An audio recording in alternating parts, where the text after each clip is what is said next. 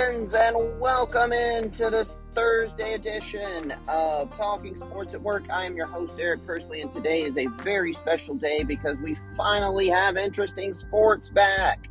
The NBA Finals start this evening, and I haven't been like this looking forward to, I haven't had this sort of anticipation in the days leading up to a finals probably since the Lakers were in it, in that COVID year, because without them or the Grizzlies, which are the two teams I root for, I don't really have a rooting interest.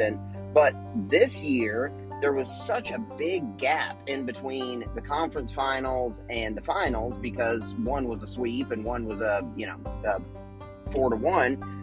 That it just seemed like it took forever and there was nothing else going on, and I was in kind of a personal funk and weird space, I guess. And so, the one thing that I usually have when it's football season, when it's basketball season is, if nothing, I always need something to look forward to personally. This is just a thing about me. I think all people are like this to some degree, but with me, it's especially this way. I always need something to be looking forward to in the short term and the long term and intermediate, if possible, but especially something in long term, within the next few months, year, whatever, or maybe that's intermediate, but something out there, and then also something very soon.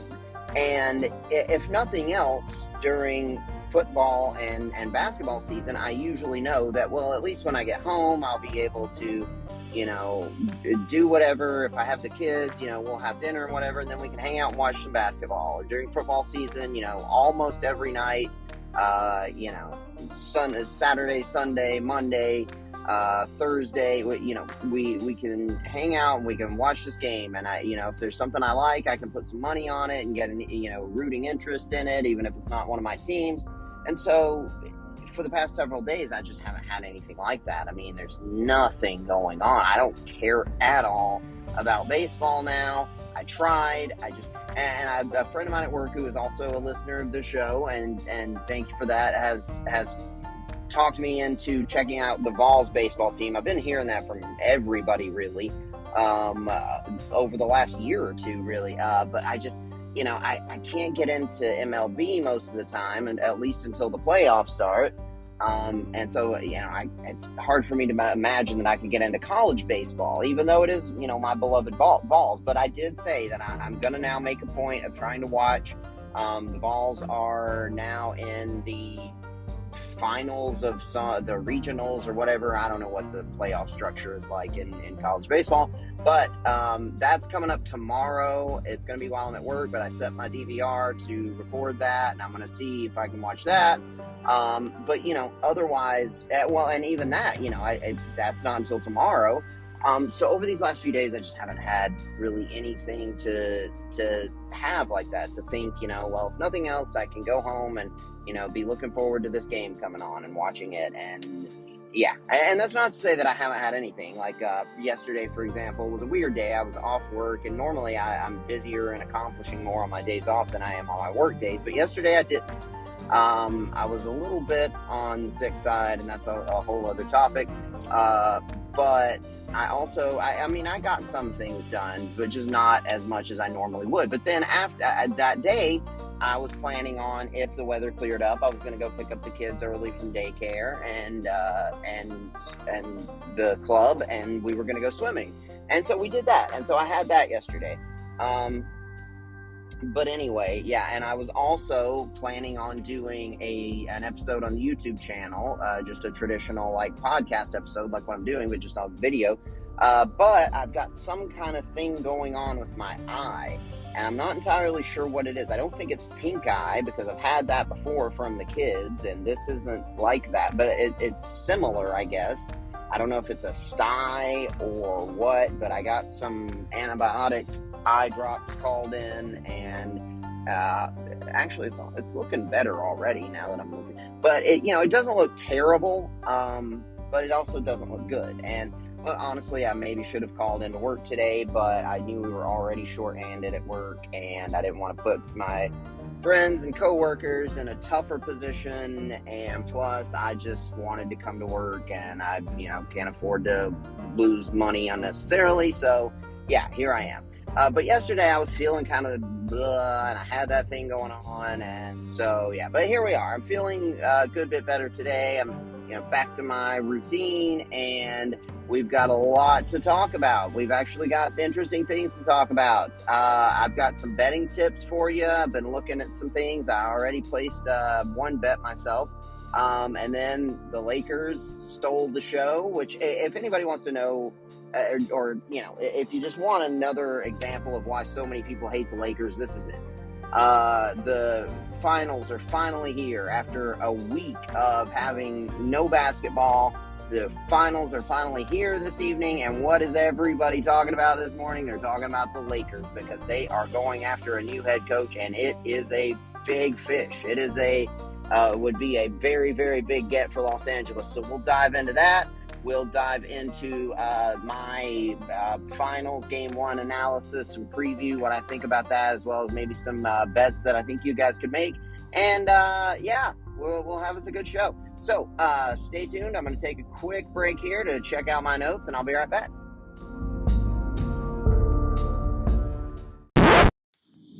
Alrighty, friends, back again. And so before we dive into the sports stuff, there was one personal thing that I, I've got on my notes that I was going to talk about. And honestly, I've debated on it because it makes me uncomfortable. And also, quick, I didn't shout out to Zach. I just want to say thank you for listening to the show. I didn't say his name earlier, but he's the guy that kind of talked me into finally giving the Vols baseball a shot.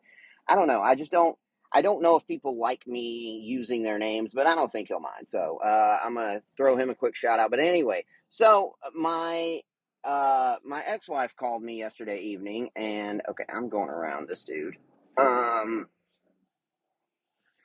And the kids actually spent the night with her last night, even though I picked them up when we went swimming for a while. Then we ate dinner, and I dropped them off at her house. And she called me and told me the story that sis Anna Joe, my little 3-year-old baby girl, told her because Lydia said something about I don't know how it came, but she said something about the son the not in like a mean way, but said something about this son of a bitch here talking about one of her plants or something. And I guess Sissy heard her and said, what was his name? Archie. She said, Archie called me a bitch at school. And the funny part is, so she says, Archie called me, and so Lydia said, what? And she said, yeah, Archie called me a bitch. And she said, what did you say? And Sissy said, I told him I'm not a bitch, I'm a big girl. And so anyway, Lydia thought that part of it's hilarious, and I guess it is. But me hearing that, my first thought is, who is this little motherfucker? I am not going to be having that. And so I couldn't even in the moment like appreciate the funny part of it, because that's my first thought is I'm gonna go find out who this little asshole is, and gonna be having a talk with somebody about this. Nobody's gonna be calling my little baby girl a bitch. And yeah, and that's just, I'm, I guess, maybe a little bit more protective than Lydia is, and it's not that she wasn't bothered by it, but she just was able to see the humor in it, and it was harder for me to see in the moment. So anyway, um, yeah, that was it is funny. I mean, she told him, "I'm not a bitch. I'm a big girl." And anyway, so this morning I was taking the kids to daycare because, for those of you who don't know the situation, like, even when they spend the night with her, I still pick them up in the morning and take them, or during school she drops them off at my house because Arlo catches the bus at my house, and then I take the little two to daycare. But when it's not school, I still pick them up and take Arlo to the Boys and Girls Club and the little two to the daycare. Anyway, so I took them this morning, and I went in and I asked Sissy's teacher, I said, "Who's Archie?" And she pointed him out to me, and he's just this little blonde, nerdy looking kid with glasses, and he just looks like a regular little 3-year old kind of dorky kid. And so, just seeing that obviously takes away a good bit of your anger. And I said, well, I wanted to talk to you. And I said, because apparently Sis said that he called her a bitch yesterday. And she said, yes, we have been aware of that. We've been having some problems with him saying some words that he's not supposed to. And we've had a talk. We've been talking with him about it. We've been talking with his Nana about it. And they've been going through some stuff, and there's some problems. And I'm really sorry. We're aware of it. We're trying to deal with it. And I was like, well, okay, that's, I'm glad you guys are aware of it. And she was really apologetic, and I was like, it's not your fault, obviously. I just wanted to let you know and make sure that that is something you guys are aware of and dealing with. And she said, yeah, we are. They've got some stuff going on, and he's going through some stuff, and we're trying, we're working on it. And so hearing that just automatically melts away any sort of anger that's left. Because first of all, the thing that stuck out to me, and may have to some of my other listeners out there, was the thing she said about, we've talked to his Nana about it. She didn't say we've talked to his dad or we've talked to his mom about it. She said we talked to his Nana about it, which many of you probably out there realize that most likely means that this poor kid is living with his grandparents. And from her saying that they've got some stuff going on, I imagine he's not got the best situation at home right now, and he's just a little 3-year-old dorky blonde kid. He doesn't even know what he's saying, obviously. But yeah, that just, the Nana thing stuck out to me, as well as her, I don't remember how she worded it, but basically saying they're going through some things, or they've got some stuff going on. And I was like, okay, I get it. And either way, I mean, that's not something that is acceptable or tolerable. But what are you going to do? And that's I get that also highlights a larger issue that I've been personally dealing with and struggling with lately, which is just in general my kids getting older and being exposed to more shit that I've been able to shield them from up to this point. And God knows, I didn't think that, Sis would be having to deal with being called a bitch as a 3-year-old, but I'm sure this was just an anomaly. Um, but for Arlo, he's going into second grade next year, and he's when he's not at school, he's at the Boys and Girls Club, which is much, much better than it used to be. Like when I was growing up, it was almost like that was where a lot of the bad kids and went after school or whatever. But now it's much, much better. They've put a lot of money and hired a lot of good people at that place, and it's much better than it used to be. But it is still over on the south end of town where we live, and so there is a mixture of kids like mine, who are like, I guess middle class. Well, certainly not upper middle or wealthy, but like middle class, I would say normalish for this area. And then you've got the lower class kids that are, from the south end of the city. And then you've also got some of the, upper middle class kids who live in the downtown area. So there's a big mixture. But anyway, he's going into second grade now, and he's there. And so he's now being exposed to, and kids are all much more aware and much more exposed to everything at an earlier age than they ever were before, because everything's out there. Everything's the internet, the smartphones. It's there's no way to shield them from things like there used to be. So having to deal with him being exposed to, I don't care about like bad words that much, obviously. I mean, I teach my kids not to say. Hey, sorry, I had a little interruption there. I had a timer go off on my phone. But anyway, I was just saying, I don't care that much about using bad words. I teach my kids not to say those things, but it's mostly just a matter of respect. And, I'm aware of, the people we're around, the area in which we live, which is still a very conservative, largely religious area. And, it's just, even for me personally, it's not something that I want to hear my kids using bad language. It's just a matter of it feels inappropriate, but it's not a huge deal.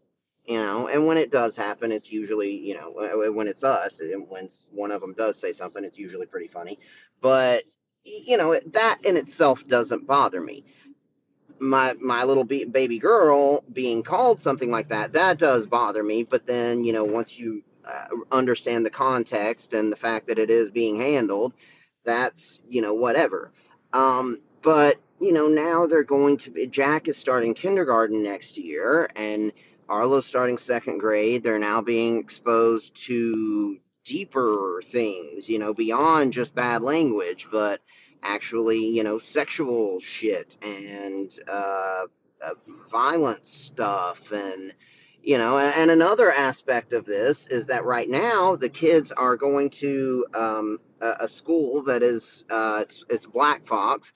So it's on the south end of, it's a county school in the south end of the county, which is normally, um, largely that area is redneck and lower middle class, and not the type that I would usually, want influencing my kids. But Black Fox is, I think, probably the best of the, you know, those schools, those county elementary schools down here.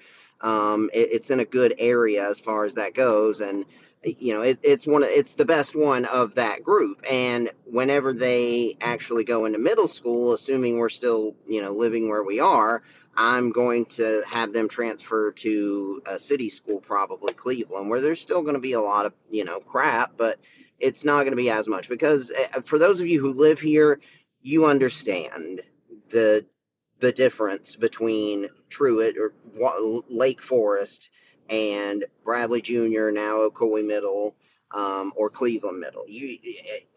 For my local listeners, I don't even have to explain that.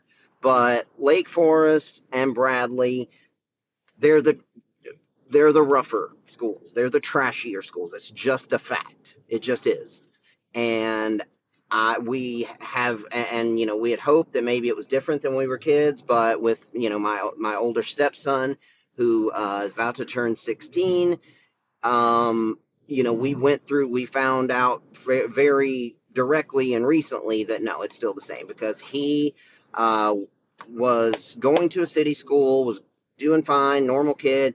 Then he goes to Lake Forest for a few months, and every day he's coming home talking about fighting and this, wanting to whoop this kid's ass, and these kids were going to jump him, or his friends were going to jump this kid, and all kinds of just stupid shit like that. And so I think it was around that time that COVID hit, thank God. But we pulled him out and we did a homeschooling thing for a while. And then when we went back, we sent him to Ocoee Middle, which is mostly the north end of the county, people who live up there. And it was completely different. No more fighting, no more talking about fighting, no more stupid shit like that. He was just better. So, I mean, there is a direct and undeniable difference between the schools. And so, right now, as it is, they would be, where we're zoned for, it would be going to Lake Forest and then Bradley, but that ain't going to happen. But right now, as far as those schools go, Black Fox, the elementary school, is, I think the best one, the best option of uh, what we have right now. Anyway, I went down a whole path that I didn't mean to with that, but the point is that that's just something that I've been struggling with. It's already, it's depressing, just, having your kids getting older and not being babies anymore, and then you compound that with the knowledge that you can't protect them and shield them in the same way, and that they're going to be exposed to all this shit that there's nothing you can do anything about it, and it sucks. It sucks. But the only thing to do is try to look at the positives, and that your kids are growing up and they're great kids. My kids are great kids. They're smart. They're being successful in everything they try. They're progressing. They're developing their own selves and personalities and all that stuff. And so obviously there's a lot of good to it, and it's hard for me to sometimes not get caught up in the bad, but it's mostly there's still more good. The good outweighs the bad if I can just continue to try to stay focused on that. And then one good thing that we've got that's, I talked about, I think the other day, is the kids are starting football very soon. They played flag football last year. They're going to be playing tackle football this year, so that's going to be a whole new adventure. And they're both very excited about that. I'm very excited for them, but also nervous. And yeah, but it's something cool, something fun. Also, Sis is going to be starting a new dance class, a ballet class in I think August.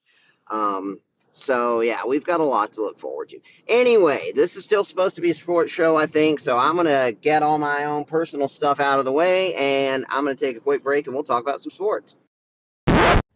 Hey friends, back again. Just another quick side note. That's not. Who still thinks it's okay to call women bitches? It's not.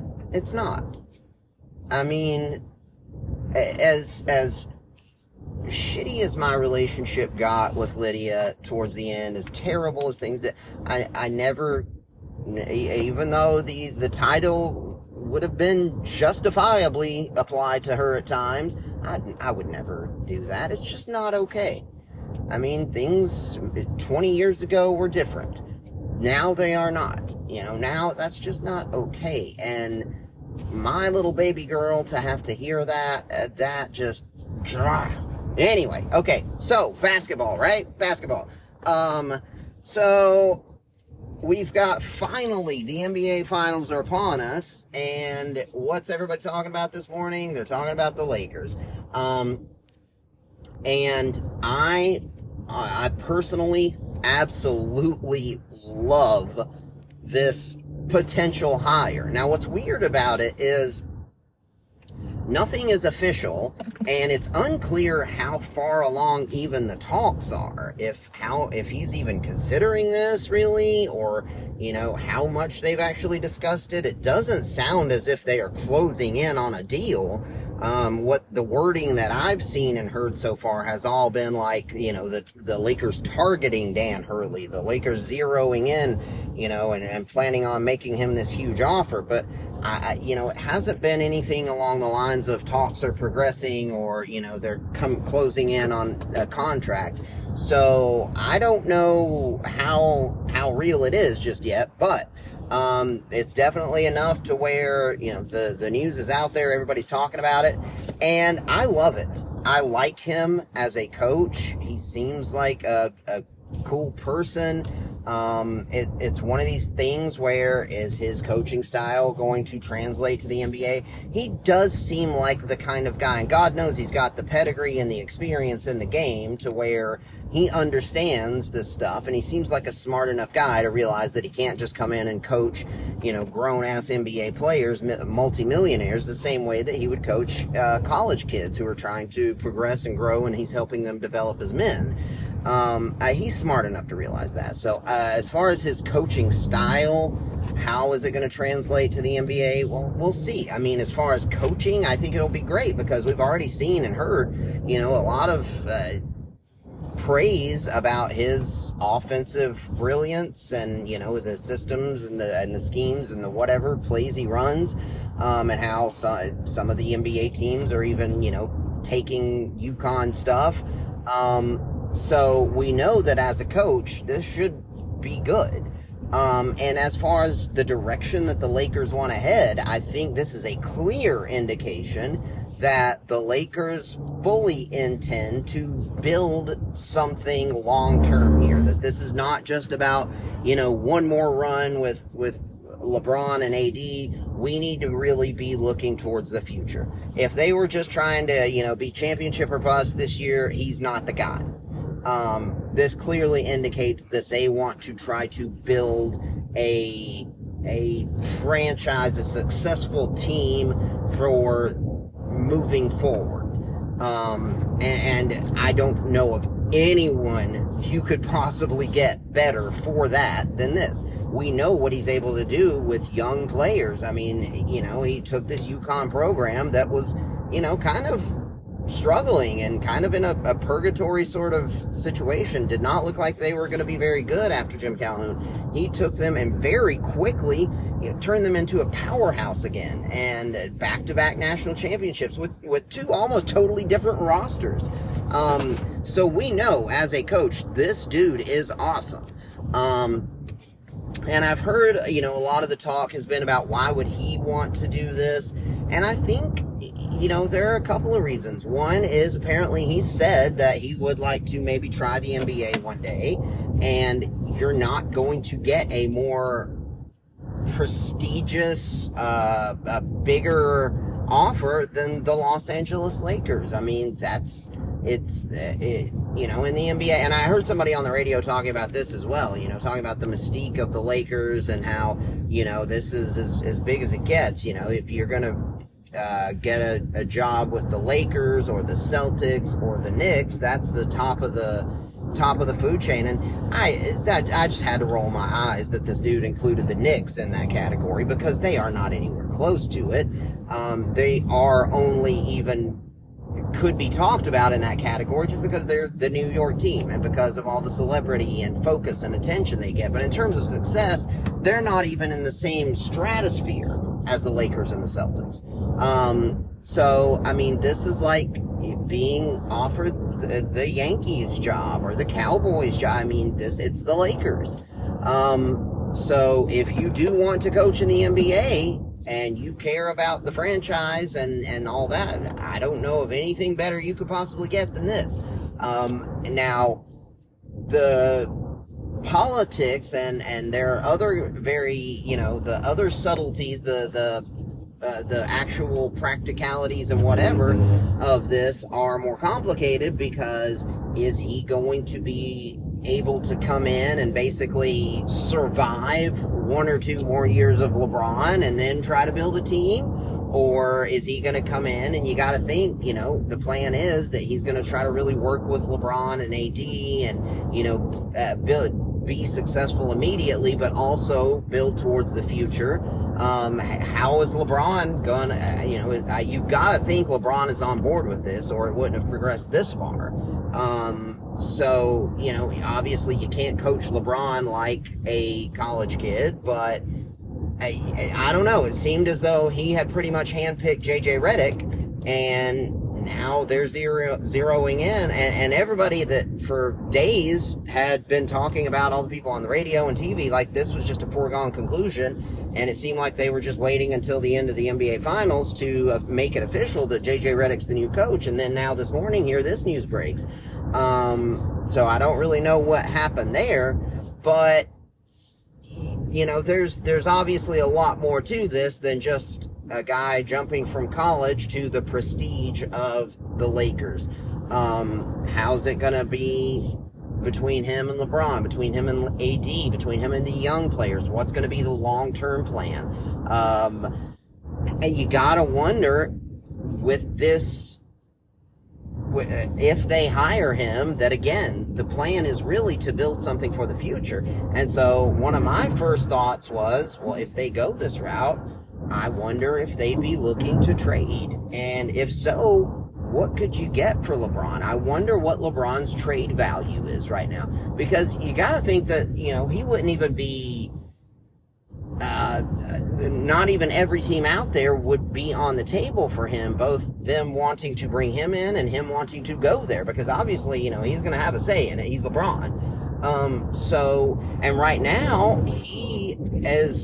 the assumption has been that he's going to opt out of his final year. He's right now, I think, about to be a free agent, unless he opts in, or the thinking was he was going to opt out and re-sign. But what's going to be the plan there? Does he opt in and then you try to trade him, send him somewhere? What could you get for him? And same for AD. So, all this stuff is now on the table. Everything that we thought about the Lakers, the hire they were making, the direction they were heading, is all now been flipped on its head with this Dan Hurley stuff. So, and as far as, the coach going from, the one obvious question is, why would he want to, he has taken this team that was sort of struggling and immediately almost turned them back into the powerhouse in college basketball. Why would he want to leave that? And, I think there are two obvious reasons. One is for the new challenge of, the NBA is as big as it gets. It's the height of that sport. It's the height of coaching. And on top of that, it's the Lakers. But also the other reason I think is that college sports is going through a big transition right now. We still don't really know what it's going to look like over the next few years. With now NIL and then the settlement that now basically allows schools to make payments to players directly. Things are changing. So, he's built this, new juggernaut in Connecticut, but who's to say that it's going to stay that way? Because Connecticut doesn't have football money coming in. The Big East doesn't have, that kind of NIL collective stuff going on. They're not going to be able to, just with UConn basketball, put together the same sort of financial base. They're not going to be able to bring in the same sort of money to pay these players that you could get at Tennessee or Kentucky or USC or Ohio State or wherever there is a big established conference and a big football program conference. Really, you're just not going to have that. I mean, UConn may be on top of the basketball world right now, but we all know where the money comes from. In college sports, it's football. Basketball is secondary, and then there's a big drop off after that. But you're not going to be able to put together the same sort of NIL offers and whatever at Connecticut that you could at Kentucky or anywhere else in one of these big football conferences. So I think that's got to factor in that. Yeah, right now he's built a powerhouse, but the landscape of the entirety of college sports is changing, and we don't know. I mean, we're seeing the old guard change with Nick Saban retiring. Obviously, Krzyzewski's long gone. Calipari is now in a different school, and everything's been changing. And I think maybe the thinking for him would be, I could stick with UConn where he obviously is happy and obviously loves and has built something special, and try to continue to basically fight an uphill battle, most likely, to get the caliber of players that Kentucky and Tennessee and I don't know, any of these other Purdue even, where these teams have these big football conferences. I'm going to have to continue to fight now this uphill battle to recruit. Or I could go up to the NBA and be the head coach of the Los Angeles Lakers. I mean, just that right there on the surface seems like, that would make sense why he would want to do that. And it's also got to make you wonder, how is this going to affect the whole Bronny James thing? I don't know if the Lakers were going to draft him anyway. I don't know if this means that they are, and, who better to get the most out of him than Dan Hurley. So there's that. They're obviously not going to draft him in the first round, but they have, I think, the 55th pick if he's still on the board by then. I don't know. I don't know if LeBron is going to, maybe Bronny gets drafted somewhere else, and maybe it's Philadelphia, and, LeBron wants to go play with his son, and so maybe you can get some trade assets from them. God knows the Lakers don't have any right now. So I don't know. I mean, there is a lot to this, but one final note on all this is poor JJ Redick. I wonder what's going through his mind right now and this morning, but we're going to find out pretty soon, I think, because he's got to do the broadcast tonight. He's going to be one of the broadcasters for Game 1 of the finals. So now we thought that, we've been thinking for days that this guy had this job in the bag, and now everything this morning is saying, no, they want Dan Hurley, and basically Redick is, forgotten, and now he's got to go and do the broadcast of Game 1 tonight. So that's going to be interesting. It's going to have to be talked about. at some point. So we'll see how that goes. And yeah, anyway, so speaking of the finals, there's actually some basketball happening tonight, and I've got some betting tips for you, got some thoughts for you. I'm going to take a quick break, and we'll dive into all that. Alrighty, friends, back again. So we've got game one. And if you listen to the episode from Tuesday, you know my thoughts here. I'm rooting for Dallas. I really, really like them. I really like the player that Kyrie has finally become. He's always been one of my favorite players to watch, but he's always seemed like just an annoying pain in the ass as a human. But he seems to have grown up a lot in the last year or so and become more comfortable in his role as, sort of the Robin to Luka's Batman, which is what he should have been happy with in Cleveland, which is what he should have been happy with in Brooklyn. But yeah, he's been outstanding. Luka is one of my favorite players in the game. He is unstoppable. He is right now, you've got to say, one of the top three players in the game. And I look, I get it. Boston is Boston. They've been building, it feels like building up to this for years now. And it feels like maybe this is the year where it finally all comes together. But I am telling you, Dallas is ready to spoil this for them. And I am very confident that Dallas is going to take either game one or game two. I said that on Tuesday's episode, and I'm standing by it. So right now the money line is at 205. I've already got some on there. I'm thinking about maybe putting more. But for my friends out there who want some betting tips, take the Dallas money line. If they win it tonight, great. If they don't, take it on game two, because I feel very now. I could be singing a different tune. Maybe Boston comes out and just wallops them. Maybe Porzingis looks fully healthy and they don't have an answer for them. Maybe I don't know. But right now, before the game, I think that they are about to get a punch in the mouth, Boston is, that they have not tasted yet this season. They have had a pretty easy path to get to the finals. I mean, first of all, it's the East, so it was always going to be easier. But they played the Miami Heat without Jimmy Butler. They played, who was it they beat in the second round? Uh, Who was it? It was another team who was missing their star. I can't remember who it was. Who did Boston play in the second round? uh, I don't know. But then in the conference finals, they played Indiana, which most people didn't expect to be there anyway. Everybody had the Knicks penciled in, and I said that's premature. Um, and I won a little bit on that series, by the way. But they played the Pacers, who were just outmatched and without their best player for most of the series as well. Tyrese Halliburton was hurt for most of that series. So the Celtics have had a very easy path so far. They are about to face an entirely different class of opponent. Not just a better team, an entirely different class of opponent. I mean, the teams the Mavericks have had to play to get here, they had to play the Clippers, who a lot of people had making it to the finals this year. They had to get back past them in the first round. They had to defeat the defending champion. Or wait, no, they didn't beat Dallas. Or did they beat Denver? No, Minnesota beat Denver.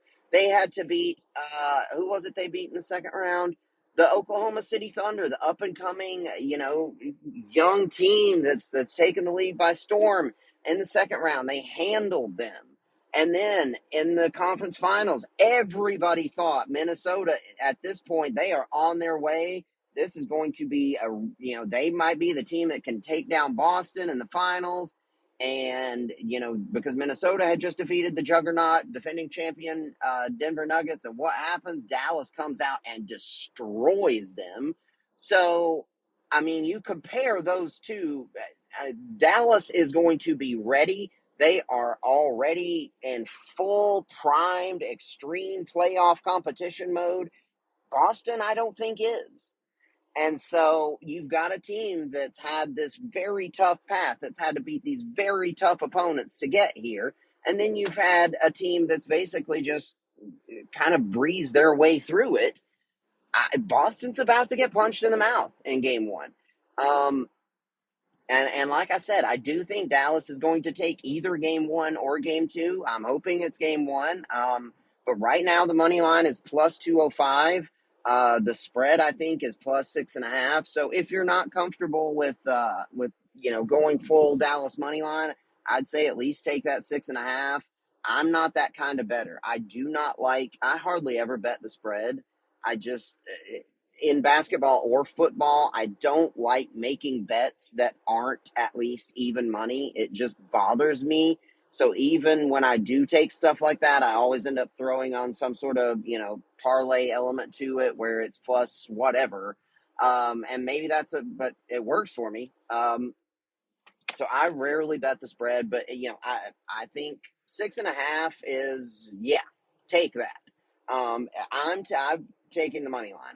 I think Dallas is going to win. Boston is a team that, like I said, we know they are super talented. They are a complete team, an incredible offensive team, a great defensive team. They've got a lot of star power, incredible tandem of Tatum and Brown, and a great team around them. But they haven't played anybody like this yet, and B, they are a team that throughout this tenure of Tatum and Brown have been this good before and have made a reputation as chokers, as a team that underperforms, that comes up short of expectations. Now, not always by a lot. It's not like they're the Sixers, uh, but Boston has come up short of expectations pretty regularly, and they've kind of choked games that they shouldn't have in the past. Um, and so you give me that team versus this Dallas Mavericks team that is hotter than anybody else, that has the best backcourt tandem in basketball right now. I'm not even going to get into that whole best of all time thing because that's a whole other thing. But right now, undoubtedly the best backcourt tandem in basketball at the moment.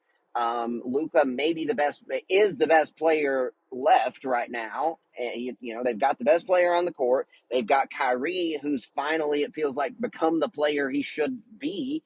And they've got a great supporting cast around them. They're one of the best offensive teams in basketball, and through the playoffs and the end of the last few games of the regular season, Dallas has actually been one of the best defensive teams in basketball as well. That's been what's really put them over the top.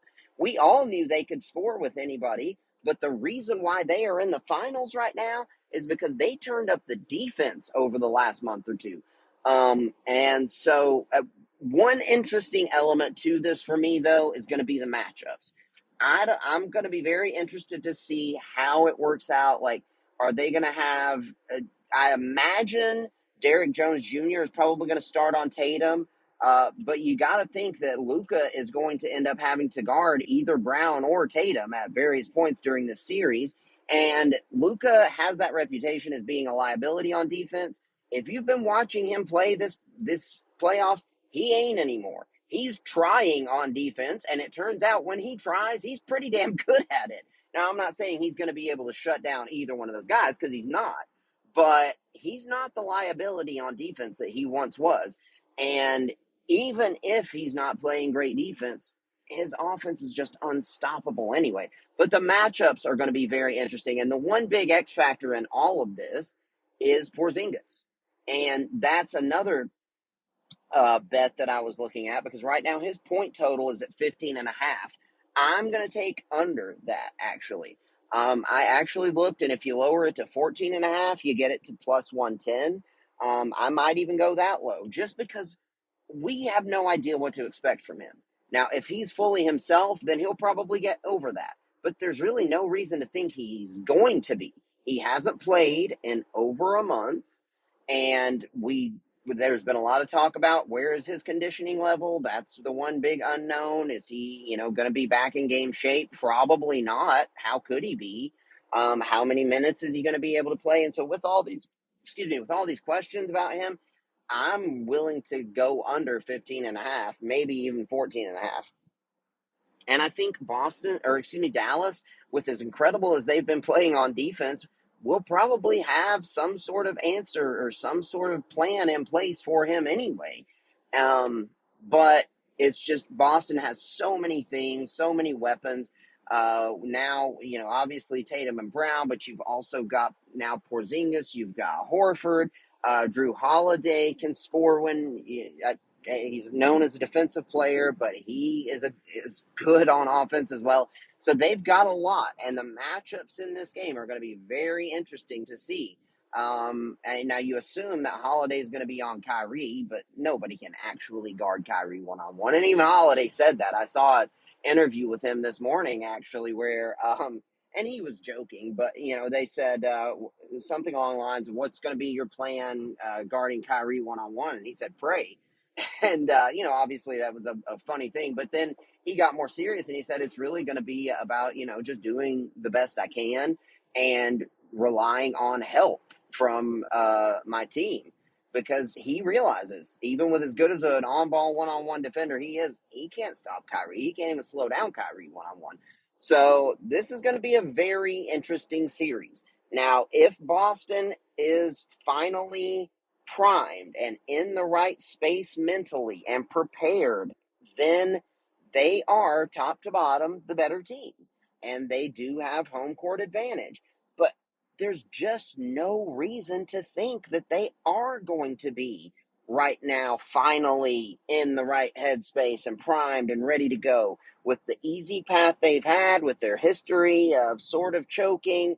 I'm much more willing to bet on this Mavericks team that is on fire, that has this unstoppable backcourt and a very good underrated duo of big guys that they rotate in. That's been another big element of success for the Mavericks in these playoffs, is having the ability to rotate fresh big men and having Gafford and Lively both playing at a very, very high level. And now, if you can get the sort of scoring, the 3-point shooting out of PJ Washington that you hope for, you're going to get the defense from Derrick Jones Jr. Hopefully, you imagine he's going to be on Tatum. I just really think that Dallas is going to just come out and punch them in the mouth in a way that Boston has not had to face so far. So, anyway, those are my thoughts. I haven't really. I tried to look at more bets this morning, but there's only so much I can do on a morning when I've got to wake up and get ready and go get the kids, drop them off, get to work. But from what I did look at, the one I am definitely, as I said, I'm very much on is the Dallas money line. That total, I think it was like what was it, 115, 114 or something. That's interesting. I don't know which way to go on that. Um, I, I don't know. I mean, it seems like the sensible thing with these two teams would be to take over that, but also, it feels like game one of the series, this could be a little bit of a feeling out game. Both teams have been, able to turn it up defensively. So I don't know. I'm staying away from that.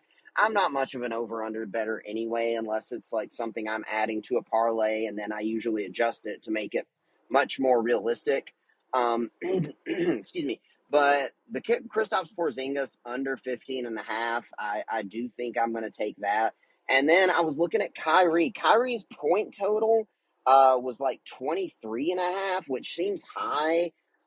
He hasn't been that reliable of a scorer in these playoffs. I mean, he's been really good, but if it was like closer to 20, I would definitely take that. But what I did see was his total for points, assists, and rebounds combined was, I think, at 30 or 31 and a half.